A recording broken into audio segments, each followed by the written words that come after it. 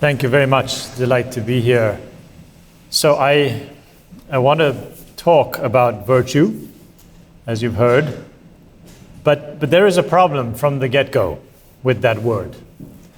And with apologies to Inigo Montoya, the Princess Bride, that word virtue, I do not think it means what you think it means. And when I say you, I don't mean you, the educated people in this room, but I mean society in general. Misunderstand the word, misunderstand it badly. Here are some authorities. These are some of the main dictionaries that we might consult, and their definitions of the word virtue. So from Cambridge, a good moral quality is what they call it. For Merriam-Webster, is a conformity to a standard of right. Collins has it thinking and doing what is right. Oxford English Dictionary, a moral quality, especially in religious contexts, regarded as good or desirable.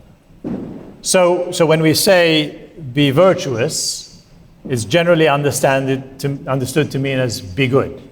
So if I come here to tell you about virtue, it's as if I'm coming here to tell you to be good. Well, you're good already, so why am I doing that?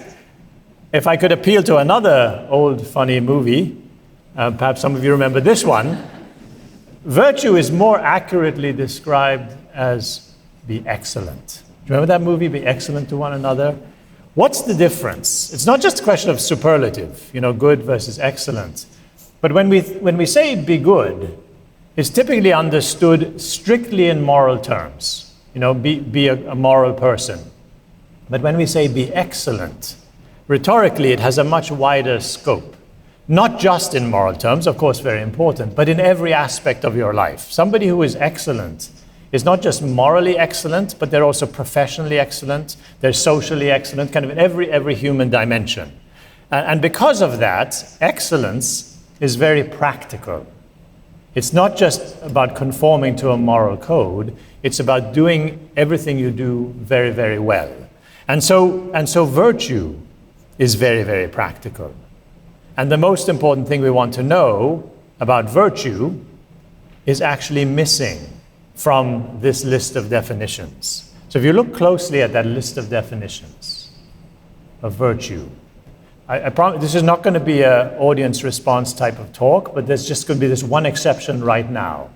I'd be curious if somebody would care to shout out, what is the one word, the most important thing to know about virtue, a virtue, that is nowhere in this list of dictionary definitions? The most important thing. Anybody care to try? You think you know, shout it out. And it's such a big room that if you get it wrong, we won't know who shouted it out, so it doesn't matter. Habit, thank you. Who said that? Good, give him a round of applause.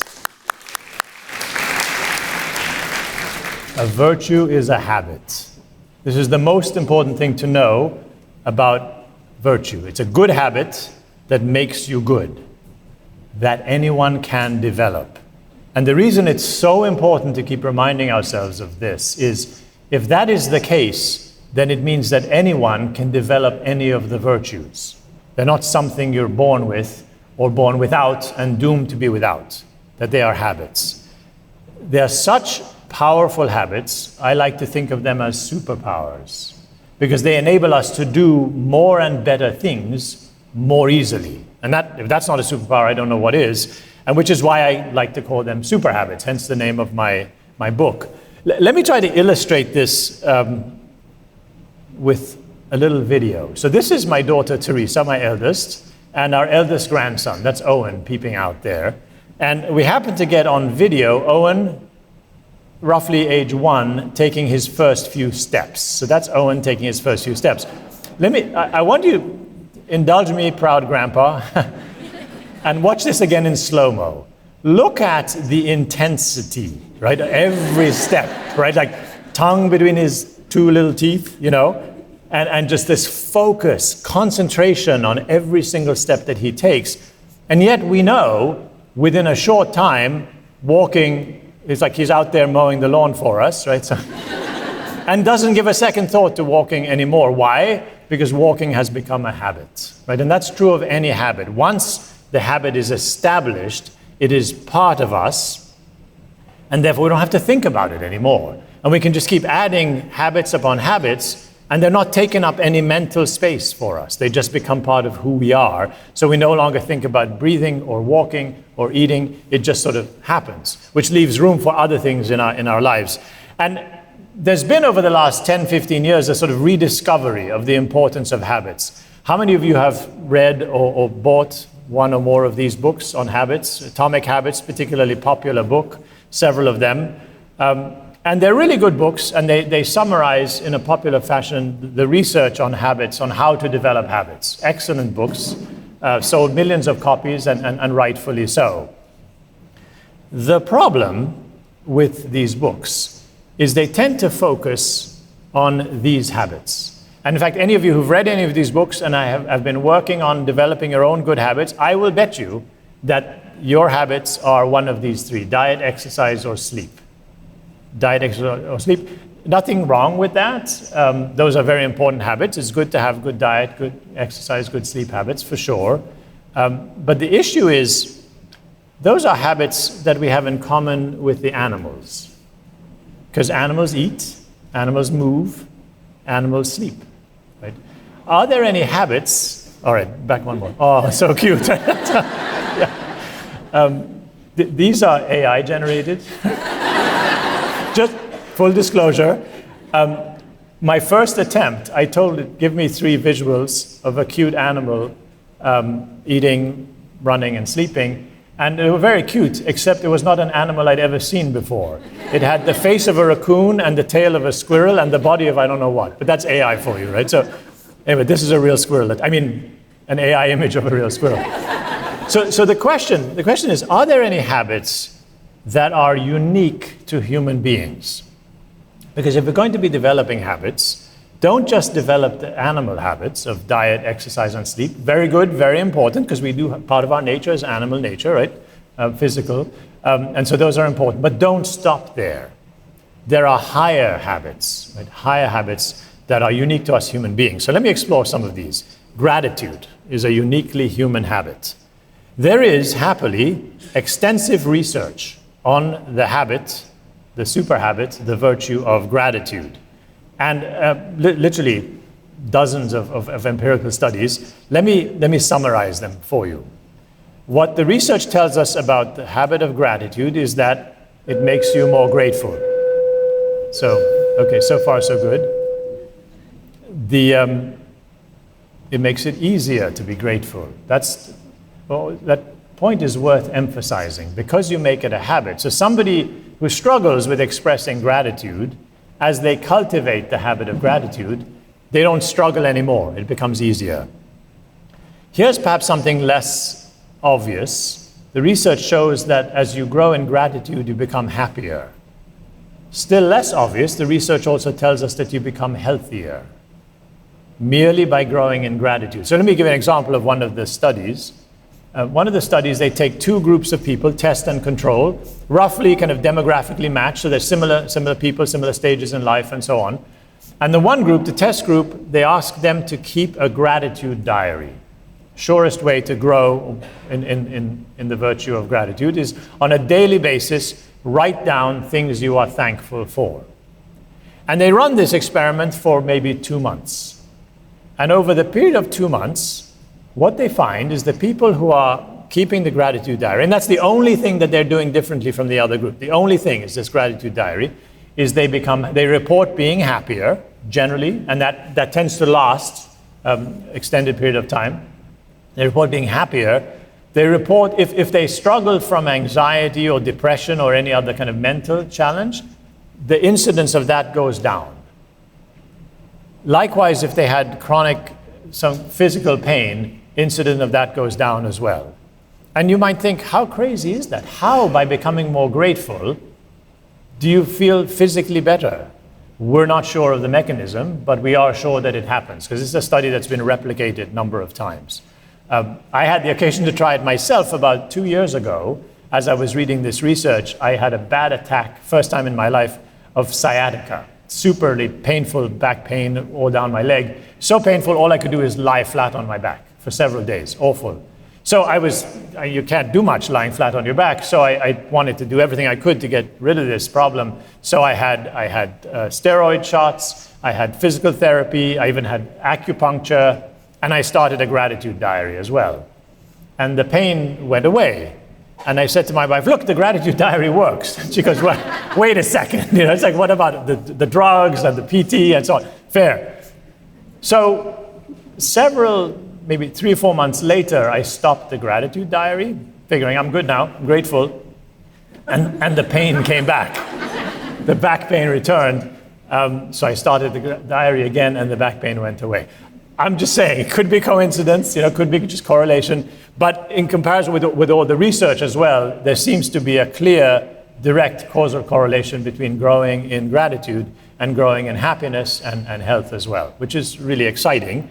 But it's not just gratitude. Let's look at another virtue, the habit of honesty, the habit of telling the truth. Again, extensive research on that, which is great. And the research on honesty summarized tells us that it makes you more honest. Great. It makes it easier to be honest. That when somebody asks you a difficult question, an embarrassing question, you don't struggle to, like, do I tell the truth or do I slip in a little white lie? You have the habit of honesty, you just confidently tell the truth. Also makes you happier, also makes you healthier. Same as with gratitude. So look at another virtue, the virtue of restraint. This is the habit of being able to restrain yourself from following impulses that you might regret later on. Whether it be a kind of impulsive eating or impulsive shopping or impulsive saying something rude to somebody that you would regret afterwards. The virtue of restraint, the habit of restraint makes it easier for us to do that. Makes us more restrained, makes it easier to restrain yourself, makes you happier, makes you healthier. Now, people who study virtues tend to give their whole life to studying one virtue. So you become a gratitude expert or an honesty expert. And I'm not sure that they read across the different areas of research. I do, because I'm interested in all the virtues, not just one. And so I don't think that a lot of people notice this common pattern across all of the virtues. This happier, healthier, easier, same story again and again. So humility, for example, another virtue. And humility is not the habit of debasing yourself. It's a habit of having an accurate assessment of yourself. And so neither too inflated of a view of your abilities, nor too low of a view of your abilities. So both of those would be vices opposed to humility. And the research again tells us more humble, easier to be humble, happier, healthier. So it's worth emphasizing that what I'm calling super habits, the virtues, are different from regular habits. So they are habits, so they share things in common with other habits, but they're also different. So let's take a common habit, we hope it's a common habit, of making one's bed first thing in the morning. So if you have the habit of making your bed, what does it give you? It makes it easier to make your bed. But that's pretty much it, right? It doesn't have the same wide scope as restraint or humility or generosity would have. So it gives you a tidy bed, right? That's it. So a regular habit just has a very narrow scope. It makes it easier in the same way that the super habits make it easier, but that's about the only thing they have in common. It doesn't help you get happier or healthier. I mean, you may be happier for a second that your bed is made, yay, but then you move on, that doesn't last, right? So that's a big difference between super habits or virtues and everyday habits. At this point, your reaction might be, okay, fine. So people who are grateful, restrained, humble, and honest have happier, healthier, and easier lives. But how does that help someone who is ungrateful, impulsive, a bit arrogant, and sometimes bends the truth a little bit, right? Such a person might say, that's just the way I am. There's nothing I can do about it. And that's where they would be terribly, terribly wrong. Because of what we said before, because these are habits, right, that anybody can acquire. So somebody, one of our students who's maybe routinely ungrateful, is not in some way genetically deformed. They just have yet to cultivate the habit of gratitude. And anybody can. Literally anybody can. Somebody who's impulsive is not doomed to be impulsive for the rest of their lives. They just have yet to develop the habit of restraint. And they can, anybody can. The research shows us this. Somebody who's egotistical just needs to develop the habit of humility. And they can do that through practice.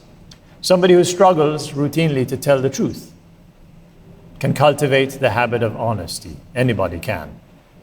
But it's not just that. There's a sort of maybe have a moral dimension to them. Somebody who's disorganized. We don't typically think of disorganization as something immoral. We just think of it as, okay, you're a very creative person and so you have a messy room.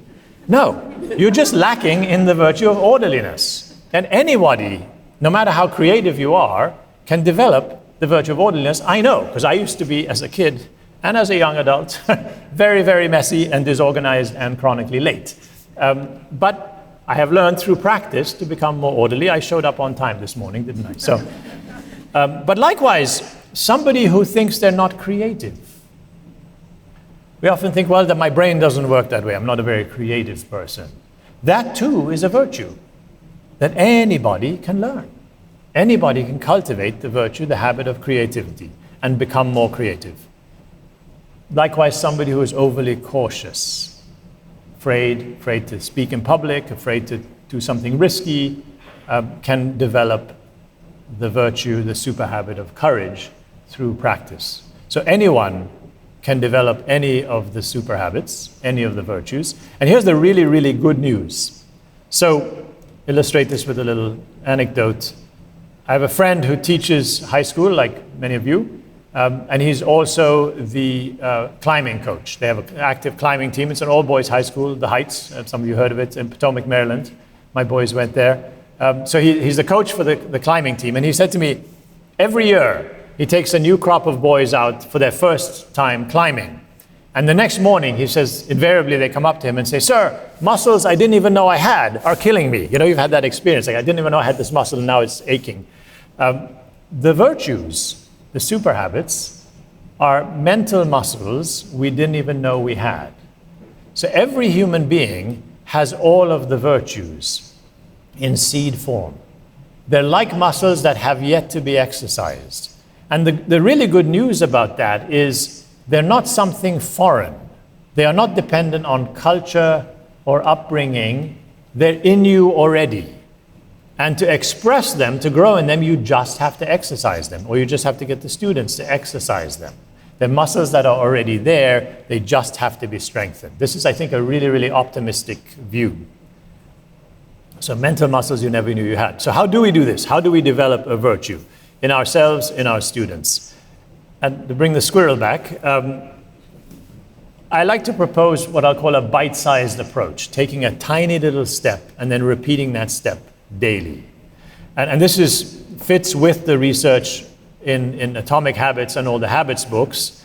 If I had to boil down those 3 books, in essence, to develop any habit, not just a virtue, you want to do 3 things. Make the thing easy, obvious, and rewarding.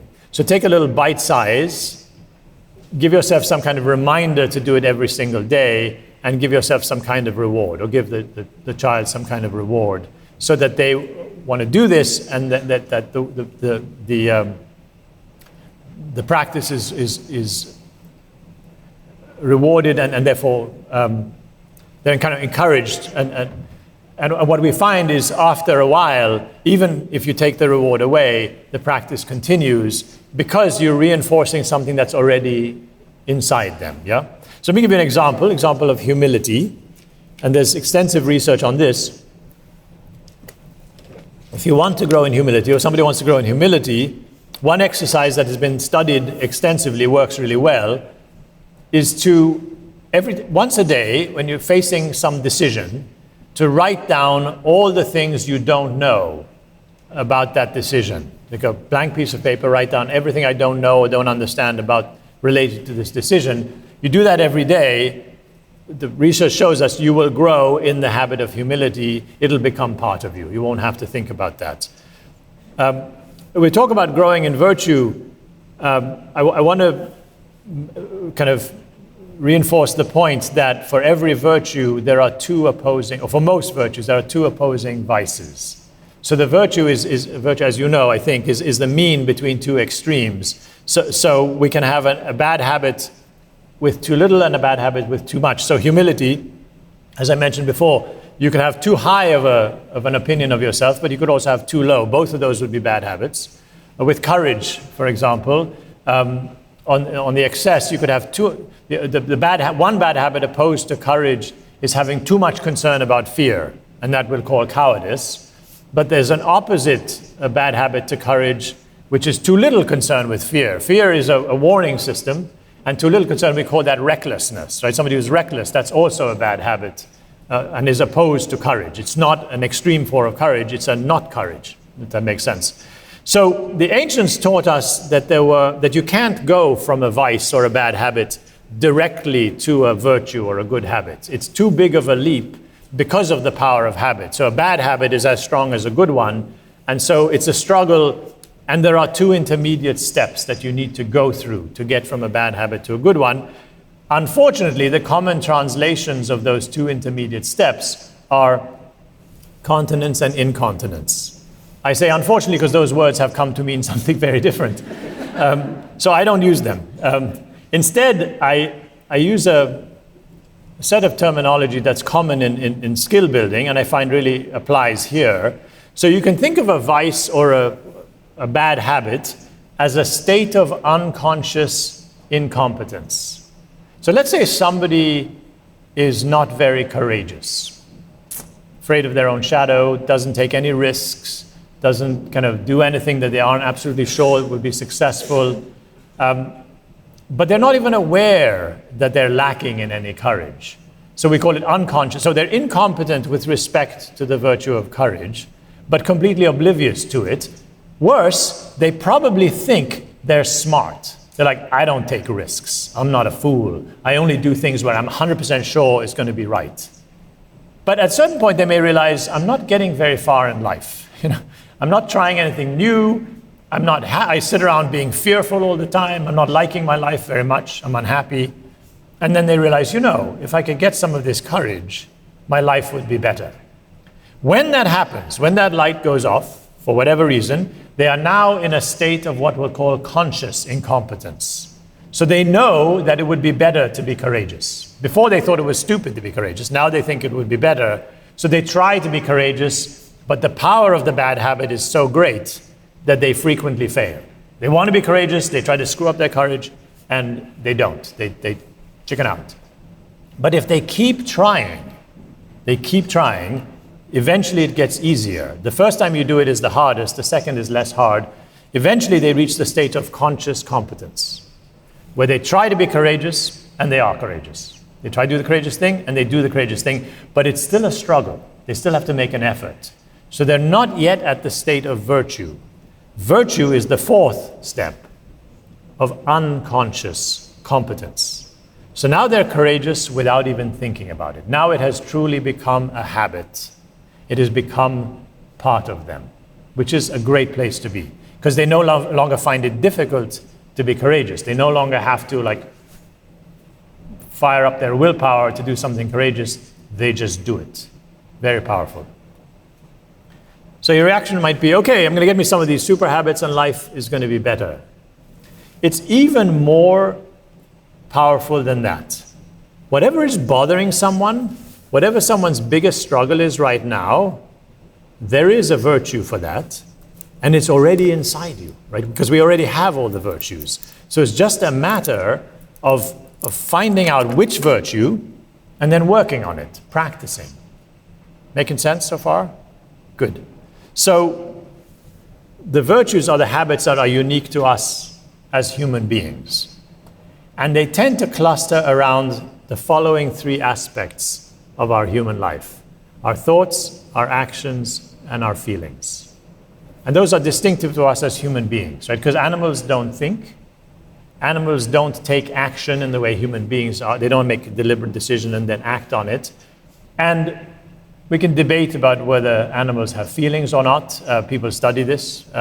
If you have a dog and a dog does something naughty and you scold it, it looks like the dog is feeling guilty, but when they research this, they conclude that that's more in your mind than in the dog. I don't know how you conclude that, but this is what they tell us. But I think we can agree that if animals have feelings, human feelings are certainly deeper, and we have the ability to master our feelings. which animals don't. They just follow their instincts. And so things like making decisions, relating to others, managing emotions, this is what we do all day long, right? So in terms of thinking, we think largely for the purpose of making decisions.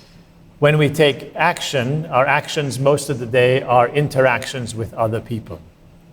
And so our relationships are dependent on the kinds of actions we take, right? And then we have emotions. We have emotional ups and downs, which we have to manage. Otherwise, they manage us. And here's Owen again. Here's the point that I want to make. If we have these habits of thought, action, and feeling, and we have them at the level of unconscious competence, then our decision-making, our relationships, and our emotional regulation happen almost automatically. Life is easier. But if we don't have those habits, or if our students don't have those habits, they're like Owen when he's taking his first steps. Every decision is a struggle. Every relationship issue is a struggle. And every emotional up or down just throws you for a loop. Because we don't have those habits. And if you look out in our society, these habits are desperately missing.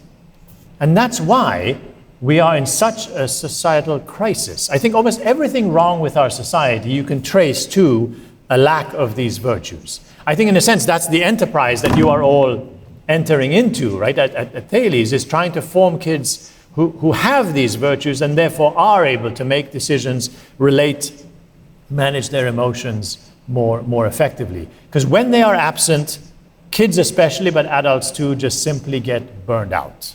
They get burned out.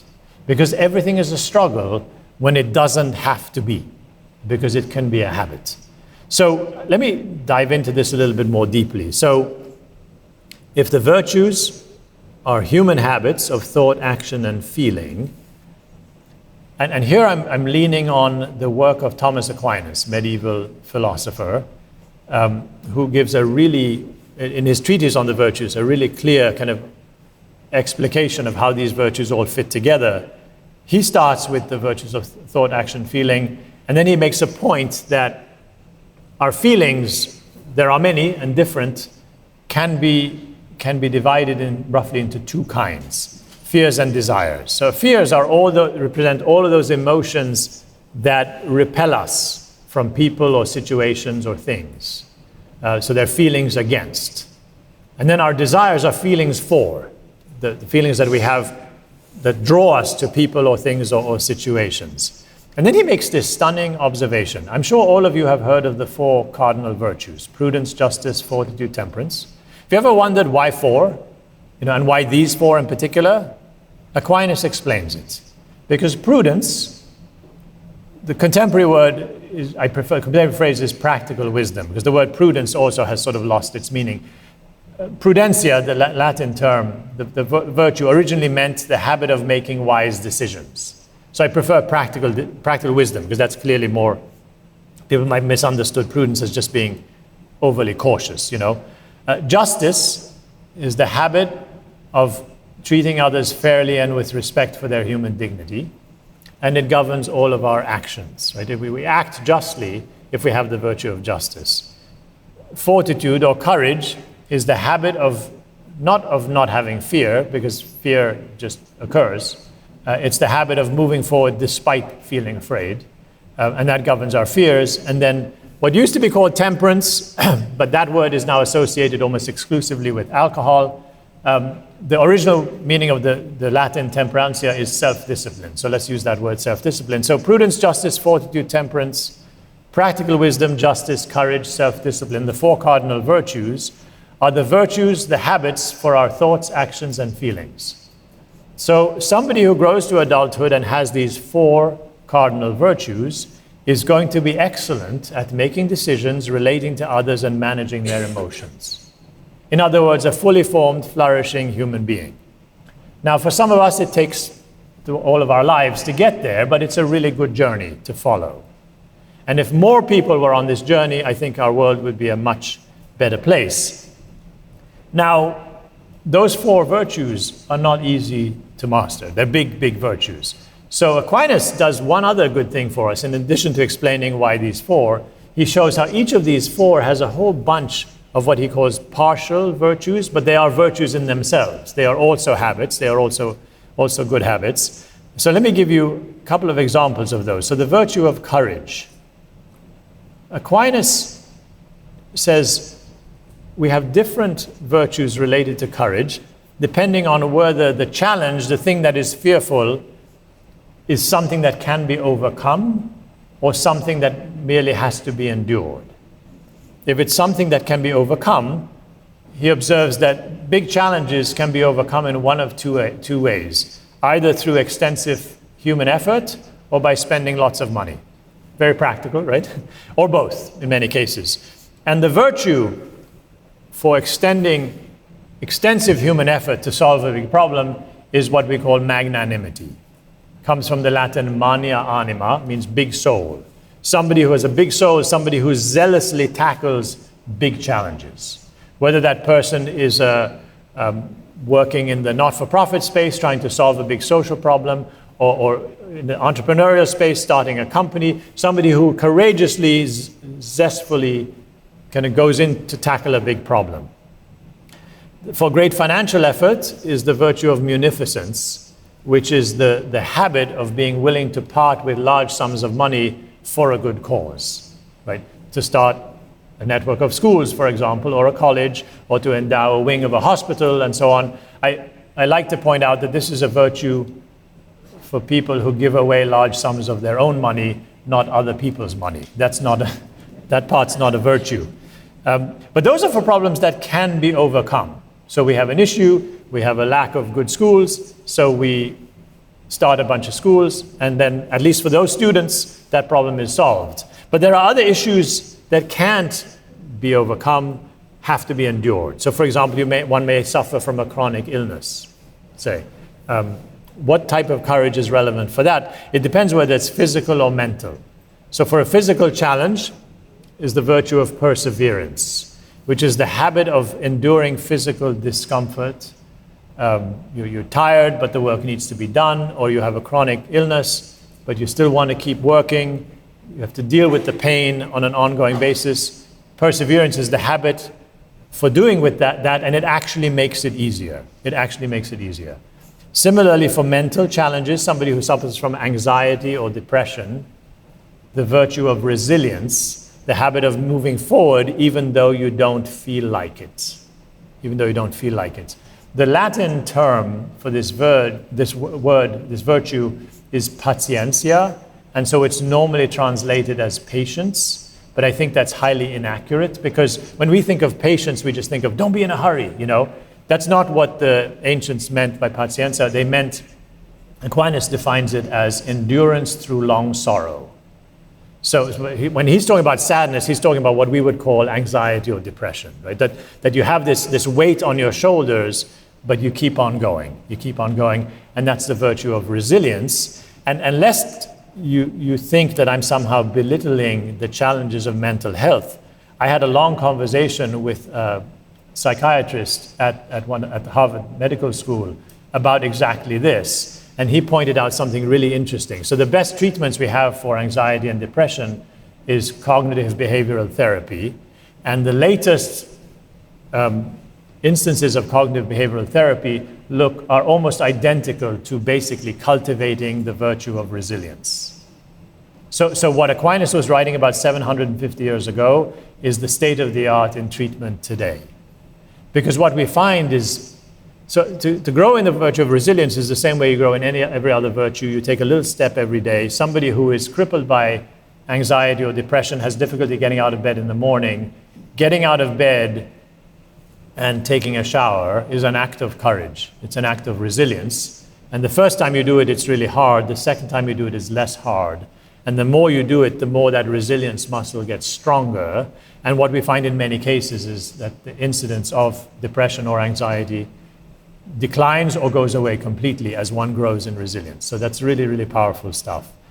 So these are the four virtues of courage: magnanimity, munificence, perseverance, and resilience. So if somebody needed to grow in courage, instead of trying to grow in courage as a whole, which would be difficult, they pick one of these four, whichever is most relevant for their lives right now, and they start to practice it every day. So for example, for resilience, I got this idea from a guy on YouTube, of all places, and I recommend this to our students. As a student trying to grow in the virtue of resilience, the challenge is once a day, ask somebody a question where you know you're going to be refused.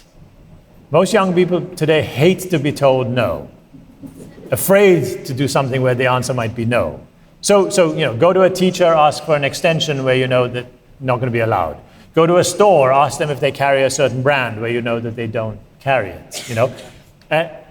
Go ask a girl out on a date without checking through back channels to be sure she's going to say yes. It's like, and you do this for 60 days, and you start to realize that the no doesn't kill you, that you can take no and keep going. We have a very, very successful sales program in my business school. Kids getting really high-paying jobs, being very successful, because they've learned that you can manage a no. You can manage 100 no's a day, because 101st might be a good new sale that's going to bring your product to somebody who can really benefit from it.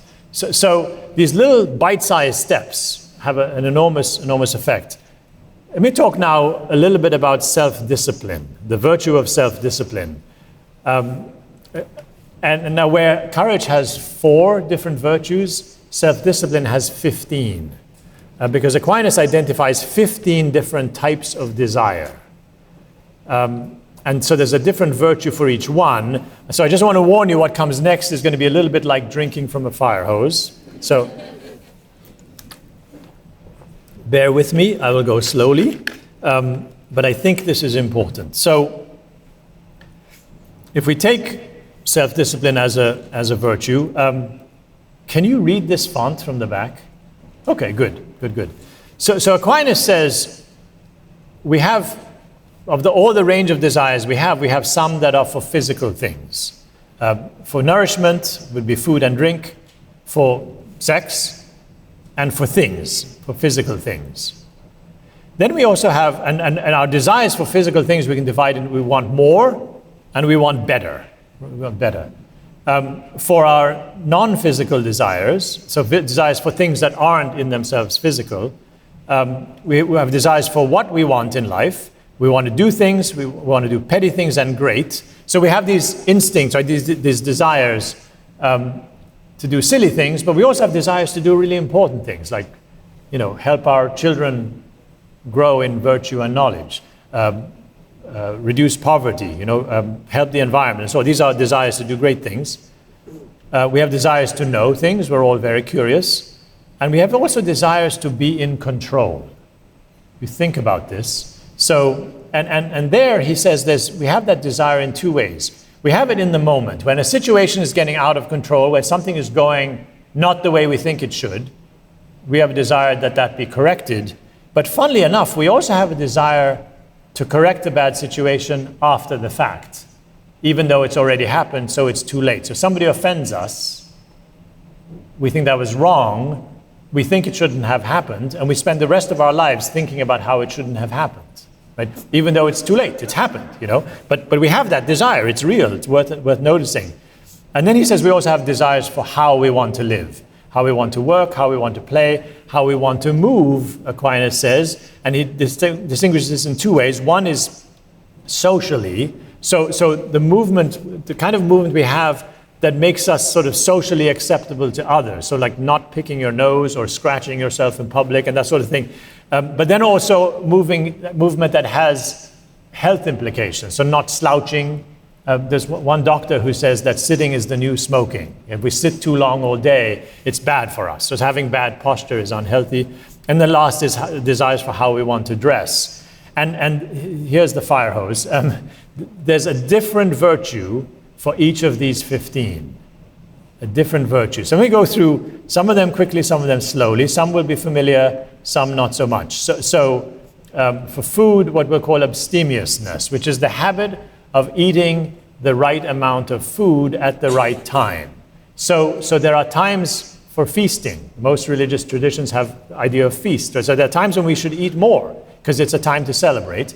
There are other times, most traditions have a fasting period, whether it be Lent or Ramadan, So that's time when we should be eating less or nothing at all until sundown in some traditions. And then the rest of the time eating what we need for a healthy life. So that's the virtue, the habit of abstemiousness. For drink, referring to alcoholic drink, would be the virtue of sobriety. We know what that is. Chasteness for the virtue of reproduction. For things, the virtue of thrift is the habit of being satisfied with the amount of what I have. Incidentally, when we've done studies of very successful entrepreneurs, this is one habit that tends to really stand out among people who've been phenomenally successful and who become very wealthy. Which is interesting, because you think, oh, doesn't somebody who's like super greedy become very wealthy? And it's the opposite. It's the opposite, that people who are thrifty tend to accumulate wealth because they're very careful with what they do with it. So that's an interesting correlation. And then in terms of the desire for always better, fancier stuff is the virtue of contentment, which is the habit of being satisfied with the quality of the things we have, not always wanting a nicer car or fancier clothes and so on. In terms of the desires to do things, to do petty things, we already described or talked about the virtue of restraint. And humility is the virtue, the habit for dealing with our desire to do great things. And you might say, well, why would you want to discipline your desire to do great things? You should just let that run free. But the issue with that is if your aims are way beyond your abilities, then you end up wasting your time and other people's time and wasting resources. I'm not talking about not having stretch goals. Of course, it's good to have stretch goals, but even the stretch goals should be reasonable. Under the ideal set of circumstances, they should be achievable. Otherwise, it's kind of contrary to the virtue of humility, which I'll remind you is the habit of having an accurate assessment of oneself and one's abilities. So with that accurate assessment, you say, well, what could I be achieving? And often enough, an exercise of humility leads you to conclude that you could be doing more. You say, given the abilities I have, I should actually be aiming higher. That's also an exercise of the virtue of humility. For the desire to know, I want to spend a bit of time on this because we're teachers. So the virtue of diligence. This is another case where what Aquinas was writing 750 years ago and what the latest research today absolutely converge. And that is, we grow in diligence not through the exercise of willpower. So we don't help our students to grow in diligence by saying, study harder, work harder, do it, just do it. That's not how we grow in diligence. The way we grow in diligence is by finding the things to like and to love within the subject itself. So figuring out, okay, what good will this allow me to do? What more will I be able to do once I learn this subject? How can I help people more once I learn this subject? Or how can we work together to help people more once we collectively master this subject? That's how you grow in diligence. And the importance of this, and this actually runs through all of the self-discipline virtues, is recognizing what I mentioned before, that the virtues are muscles. The virtues are muscles. The virtues aren't like a gas tank. So a gas tank, you run it down and then it's empty, and then you have to refill it or so willpower is like a gas tank. We know this. If you're relying on willpower to get you through the day, you're going to get worn out. But if you're relying on the virtue of self-discipline, which is a different thing, it's a habit. Willpower is not a habit, it's just a thing you have. If you're relying on self-discipline, the more you exercise it, the stronger it gets. You see the difference? A really important difference. In the one case, the more you use it, the more you run it down.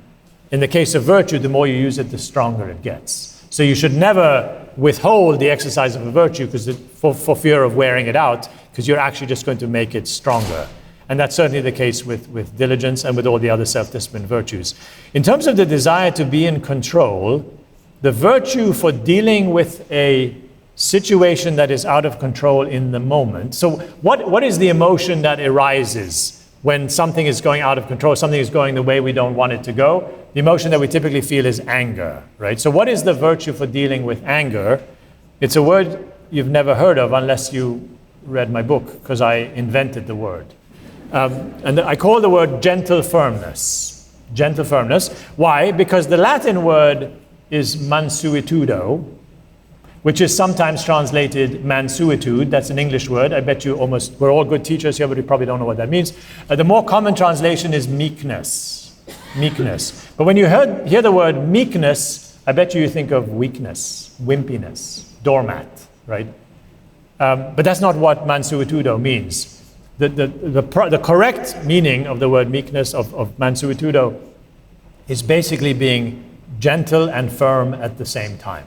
So why not put those two words together, gentle firmness?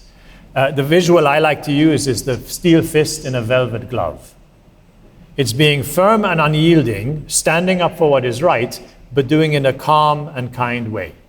Highly effective, and the best way to deal with anger. And for parents of children and for teachers of children, you know that sometimes they can drive you crazy. I think I was at my third of 6 children before I realized that the ability of toddlers to drive a sane grown man to tears in a matter of minutes is unlimited. So they can drive you nuts, you know. And the response to that is the virtue of gentle firmness, which is to use the emotion of anger as strength. Because in every case, the emotions are motion, right? They're energy. You don't want to waste them, right?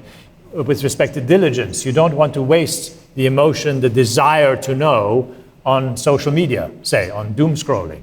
You want to use it to learn something useful, enjoyable. Likewise with gentle firmness, you don't want to waste anger. So the two vices that oppose anger, the excess and the defect, too much, giving into anger too much, gets you to explode. And that rarely solves the situation, right? Everybody just gets upset and nothing is fixed. That's the one extreme.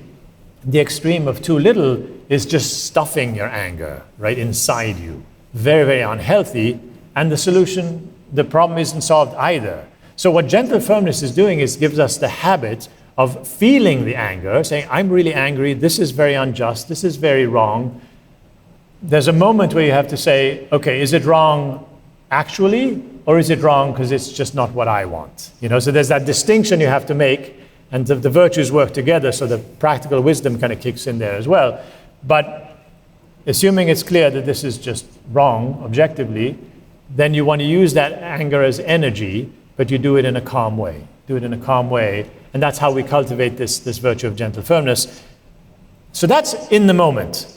For the after effect of something bad that happened and is weighing on me, the virtue is forgiveness.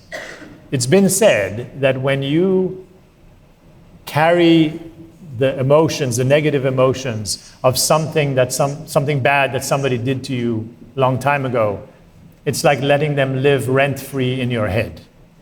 They probably don't even remember, but you live with this every day and it weighs you down. Forgiveness is what gives us freedom. So the habit of forgiveness is the habit of finding a way to let go that grudge and say, you know what, it happened, it was bad, it was wrong, I forgive, I let go. And you're basically evicting them from your head, you know. There's all kinds of research on forgiveness, methodologies that people have developed, exercises to go through. There's like a 30-day plan where each day you're reflecting on, because I mean, there's some very, very grievous things that are done to people that people would just be freed if they could forgive. So there's ways to develop that habit as well. And then in terms of work is the virtue of orderliness, which I mentioned before, the habit of doing one thing after the other in the right order. For play, here's another word that you may or may not have heard of, eutrapelia, is the habit of having healthful, reinvigorating leisure. Taking some time every week, maybe even a few minutes every day, to do something that you enjoy just for its own sake, because it's refreshing, because it will help you grow. In terms of movement, we talk about the virtue of gravitas, which is basically being able to interact with other people in a way that leads them to respect you and respect your humanity. And then suppleness, this is the best word I could come up with in English, but it basically means the habit of moving well, so keeping good posture, keeping flexible, keeping fit. And then modesty, of course, for dress. So, okay, done with the fire hose. A lot of different virtues. So if somebody has been trying to grow in self-discipline and finding it hard, you now know why. Because they're trying to grow in all 15 virtues of self-discipline at once. The trick is to pick one of the 15 I just went to and just practice that. Practice that in a small bite-sized amount daily.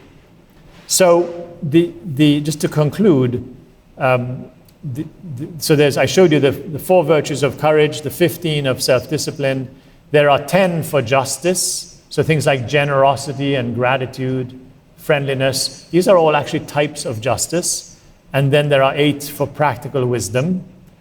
And what I've done is I've combined them into this visual diagram that I call the anatomy of virtues. So what it is a visualization